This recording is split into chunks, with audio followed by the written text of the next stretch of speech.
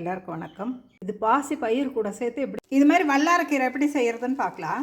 கீரையில் இருக்கிற இது மாதிரி குச்சிகளை எல்லாம் எடுத்துட்டு வேறு தலைவில் இருக்கிற அந்த கொழுந்தான தலைகளை மட்டும் எடுத்துக்கணும். 20 கிராம் பாசி பயிர் எடுத்துக்கலாம். அது நல்லா வறுத்துக்கணும். இந்த பருப்பு கூடயே ஒரு பெரிய தக்காளி, 4-5 பல்லு பூண்டு, கொஞ்சம் ஜீரகம் போட்டு வேக வச்சுக்கலாம். கீரை கூட இந்த பாசி பயிர் ரொம்ப நல்லாயிருக்கும்.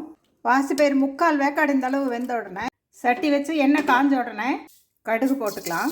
வெங்காயம், வரமிளகாய், கருவேப்பிலை போட்டுக்கலாம். வேக வச்ச பருப்பையும் ஊற்றிக்கலாம். கொஞ்சம் மஞ்சள் தூள், தேவையான அளவு உப்பு, ஒரு 1/4 ஸ்பூன் அளவுக்கு விளக்கெண்ணெய். ஒரு கொதி வந்த உடனே அந்த கீரையும் போட்டுக்கலாம். தண்ணியே போதும், கீரையிலே கொஞ்சம் தண்ணி விடும். இந்த கீரை கண்ணுக்கு ரொம்ப நல்லது. இதில் நிறைய மருத்துவ குணங்கள் இருக்குது. பருப்பு இது மாதிரி போட்டு அது பாசி பயிர் போட்டு கடையும் போது ரொம்ப ரொம்ப டேஸ்ட் கொடுக்கும். வந்துருச்சு, ரொம்ப கடைய தேவையில்லை. இது மாதிரி சாப்பிட்றதுக்கு ரொம்ப ரொம்ப நல்லாயிருக்கும். சின்ன குழந்தையிலேருந்து எவ்வளோ வயசானவங்க வரைக்கும் இது எளிதாக ஜீரணமாகக்கூடியது.